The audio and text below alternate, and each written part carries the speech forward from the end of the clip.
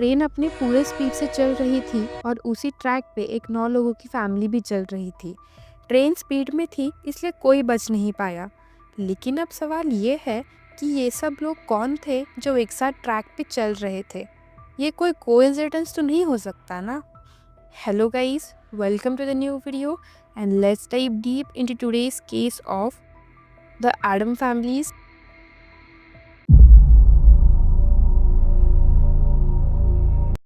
हम सब ने बुरारी फैमिली केस के बारे में तो सुना ही होगा। ये केस भी कहीं ना कहीं उसी पैटर्न में है, लाइक री-इनकार्नेशन एंड ऑल। 11 जुलाई 2007 एक मेल ट्रेन मायमिसिंग रोड स्टेशन से अपने नॉर्मल रूट से जा रही थी। करीब शाम के 3:30 बजे ट्रेन ड्राइवर ने देखा कि कुछ लोग रेलवे ट्रैक के पास चल रहे थे, जिसमें बच्चे, फीमेल्स एंड सब एज ग्रुप के लोग शामिल थे। ट्रेन ड्राइवर को ये सब देख के थोड़ा अनयूजुअल लगा, लेकिन जब उसने अपनी ट्रेन की विसल बजाई ताकि उन्हें वार्न किया जा सके, तो उन लोगों ने ट्रैक से हटकर अपना रास्ता नहीं बदला। उसके बजाय ये लोग सीधा ट्रैक के बीच आकर एक दूसरे को गले लगा के खड़े हो गए, जैसे किसी बड़ी और मुश्किल फैसले लेने की तैयारी कर रहे हो।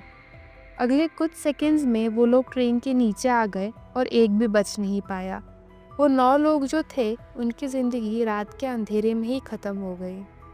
ट्रेन अपनी पूरी रफ्तार में थी और इस पॉइंट पे ट्रेन का रुकना नेक्स्ट टू इम्पॉसिबल था। जो कुछ भी हुआ वो सबके लिए किसी बुरे सपने से कम नहीं। इस मास सुसाइड के बाद आफ्टर सीन्स बहुत ज़्यादा हॉरिफाइंग थे। रेलवे ट्रैक पर बॉडीज़ के टुकड़े बिखरे हुए थे, हर जगह खून ही खून हो गया था और बाल पत्थर और ट्रैक्स पर इधर उधर पड़े हुए थे। एक हाथ जो था वो ट्रेन की लाइन के साथ 3 किलोमीटर दूर तक मिला। ये सब कुछ उनके घर के सिर्फ 30 फीट दूर हो रहा था और आसपास के लोग शॉक में थे। चीखों और डर के मारे लोग कांप रहे थे और धीरे धीरे लोगों की भीड़ इकट्ठा होने लगी। लोगों के लिए ये सब समझना मुश्किल था। जब फर्दर इन्वेस्टिगेशन हुई तब पता चला कि ये लोग कोई और नहीं बल्कि एडम फैमिली थी। अब लोगों ने और पुलिस ने ये जो फैमिली थी उनके घर जाने का डिसाइड किया फॉर फर्दर इन्वेस्टिगेशन, ताकि पता चले आखिर ऐसी क्या मजबूरी थी जो पूरे फैमिली को ये कदम उठाना पड़ा। जब उन्होंने घर के अंदर कदम रखा, उन्होंने जो देखा वो उनकी सोच से बहुत ज़्यादा अलग और डिस्टर्बिंग था। घर के एक कोने में एक खाली कॉफिन रखी थी जो अपने आप में ही एक अजीब सी बात कह रही थी। घर के बैकयार्ड में एक डीप और रिसेंट खोदा हुआ गड्ढा मिला जो किसी ग्रेव जैसा लगता था। जब उन्होंने मिट्टी को चेक किया तब उन्हें पता चला कि मिट्टी अभी भी गीली थी, जैसे कुछ ही देर पहले ये खोदी गई हो। उस गड्ढे को देखकर सबको लग रहा था कि ये कोई रिचुअल का हिस्सा था। लेकिन कौन सा रिचुअल? ये सवाल था जिसका आंसर किसी के पास नहीं था। इस जगह का जो माहौल था उसमें कुछ पुरानी बातें और कुछ ऐसी छुपी हुई चीज़ें थी जो वक्त के साथ बदल गई थी। जब लोगों ने थोड़ा और अंदर जाकर पुराने कमरों में क्लूज ढूंढने की कोशिश की तो उन्हें कुछ पुरानी डायरीज और पेपर मिले जो काफ़ी पुराने थे। उन डायरीज और पेपर में एडम रिलीजन का जिक्र था जो किसी और दुनिया का दरवाजे की तरह लग रहा था। ये एक नए धार्मिक विचार को सामने लाने की कोशिश थी जो अपनी ही दुनिया से बिल्कुल अलग था। डायरीज में लिखा था कि यह धर्म सिर्फ उनके लिए था जो अपने जीवन को एक नए तरीके से जीते थे। ऐसे ही एक डायरी के पन्ने पर एक नाम बार बार लिखा हुआ मिला, अनवर दरवेश। अनवर दरवेश का जीवन एक रिडल की तरह था जिसका हर मोड़ एक नए रहस्य को जन्म देता गया। 1971 के पहले अनवर पाकिस्तान आर्मी में एक ऑफिसर थे। उन्होंने अपने करियर की शुरुआत एक डिसिप्लिन और ड्यूटी के साथ की थी। आर्मी में उनका समय ठीक चल रहा था, लेकिन 1971 के बाद अपनी सर्विस छोड़ दी। आर्मी से रिटायर होने के बाद उन्होंने अपनी ज़िंदगी को एक नए मोड़ पर डालने का फैसला किया। अराउंड 1980s के एंड में अनवर ने अपना बिजनेस शुरू किया, एक हर्बल हेयर ऑयल का नाम था हेम कुसुम। ये ऑयल उनके लिए एक नई शुरुआत था। उस समय लोग नेचुरल और हर्बल चीज़ों की तरफ ज़्यादा अट्रैक्ट हो रहे थे। अनवर का ये बिज़नेस जल्दी ही पॉपुलर हो गया और उन्होंने अपनी ऑयल की मार्केटिंग सिनेमा हॉल्स में भी करना शुरू की। ये एक बड़ी स्ट्रैटेजी थी और हेमकुसुम की आज दिखने लगी थी। जहाँ लोग फिल्म देखने जाते थे, उनका प्रोडक्ट उनके मार्केट में एक पहचान दिलाने में सफल रहा। लेकिन 1985 में उनके लिए एक बहुत बड़ा सेटबैक आया। बिजनेस को एक बड़े प्रॉब्लम का सामना करना पड़ा क्योंकि उनके ऑयल का पेटेंट नहीं था। उनका जो ऑयल है वो लीगली प्रोटेक्ट नहीं हो पाया और उनके कॉम्पिटिटर्स ने इसका फ़ायदा उठाया, जिससे मार्केट में उनका कंपटीशन ज़्यादा ग्रो हुआ और उनका बिजनेस धीरे धीरे बंद हो गया। अनवर के लिए ये एक नई दुनिया थी जिसमें उनको अपने फाइनेंशियल स्ट्रगल्स और दुख भरे फैसलों का सामना करना पड़ा। इस वक्त तक उनके आसपास का नेटवर्क और कम्युनिटी भी उनसे दूर हो गई थी। उस टाइम तक अनवर की सोच में भी एक बदलाव आने लगा। इकोनॉमिक हार्डशिप्स के साथ उनके फिजिकल और स्पिरिचुअल माइंडसेट भी शिफ्ट होने लगा।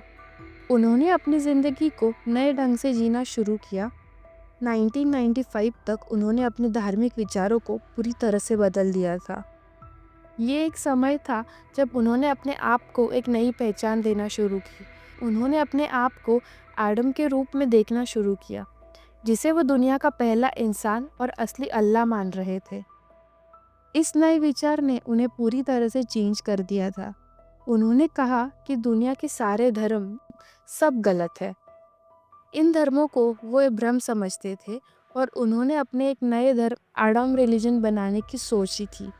उनका कहना था कि एडम रिलीजन इस दुनिया का असली और सच्चा धर्म है और बाकी सब धर्म एक गलत रास्ता दिखाने वाले भ्रम है। इस नए विचार ने उनके परिवार को भी अपने विचारों के प्रति प्रेरित किया। अनवर के इस नए बिलीफ सिस्टम ने उनकी पूरी फैमिली को अपने साथ जोड़ा। उन्होंने अपने घर को वही जगह बताया जहां उनका मानना था कि एडम ने पहला कदम रखा था। उन्होंने इस घर को अपने धर्म की मूलभूत स्थिति का रूप दिया। 1995 के बाद अनवर दरवेश और उनकी फैमिली के बिलीव्स को लेके आसपास के लोगों का रवैया काफ़ी बदल गया। लोग उनको काफिर बुलाने लगे और उनका मजाक उड़ाने में कोई कसर नहीं छोड़ते थे। उनके नए धार्मिक विचारों को समझने की जगह लोग उनसे दूर होने लगे। वो जो पहले की इज्जतदार परिवार थे, उनके आसपास की दुनिया उनसे अलग हो गई थी। उनके बिलीव्स उनके लिए एक पर्सनल सफ़र बन गए थे, पर उनका परिवार इस सफ़र में अकेला पड़ गया था। जब 2000 में अनवर दरवेश का कार्डियक अरेस्ट से देहांत हो गया, उन्होंने अपने परिवार को एक आखिरी इच्छा दी थी। उन्होंने कहा था कि उनके बॉडी को इस्लामिक राइट्स के मुताबिक नहीं दफनाना, बल्कि उनको अपनी एक स्पेसिफिक डायरेक्शन में दफनाना ज़रूरी है। ये इच्छा उनके एक नए धार्मिक विचार और उनको अपने धार्मिक रिचुअल्स के मुताबिक थी। अनवर का मानना था कि उनकी बॉडी को एक ख़ास तरीके से दफनाने से एक नई सफ़र शुरू होगा जो उनके धार्मिक विचारों को समर्थन देगा। लेकिन जब उनके परिवार ने ये करने की कोशिश की तो उन्हें बहुत बड़ी मुश्किल का सामना करना पड़ा। विलेजर्स जो पहले ही उनके विचारधारा को समझने से इनकार कर चुके थे, उन्होंने इस फैसले का विरोध किया। उन्होंने गुस्सा दिखाते हुए कहा कि अगर उन्होंने अनवर की बॉडी को उनके कहने के मुताबिक दफनाया तो उनका पूरा घर जला दिया जाएगा।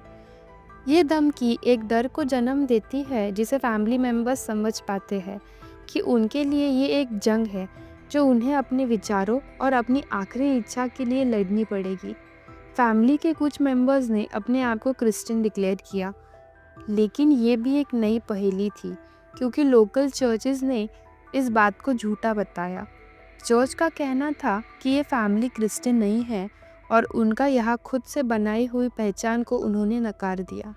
विलेजेस के बढ़ते प्रेशर और अपने बिलीव्स को समर्थन देने के लिए पुलिस को भेजा गया और उन्होंने अनवर की बॉडी को इस्लामिक रिचुअल्स के मुताबिक दफनाया। ये घटना सिर्फ एक फैमिली के लिए नहीं बल्कि पूरे समाज के लिए एक प्रश्न बन गई थी कि इस तरह हम अपने बिलीव्स के लिए अपने आसपास के लोगों के साथ लड़ते हैं।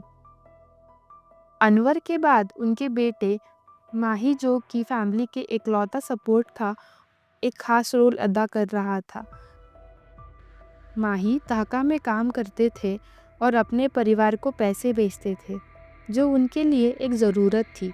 उन्होंने अपने परिवार की फाइनेंशियल स्टेबिलिटी को बरकरार रखने के लिए काफ़ी मेहनत की, लेकिन सितंबर 2004 में माही की हत्या हो गई, जो फैमिली के लिए एक और बड़ा झटका था।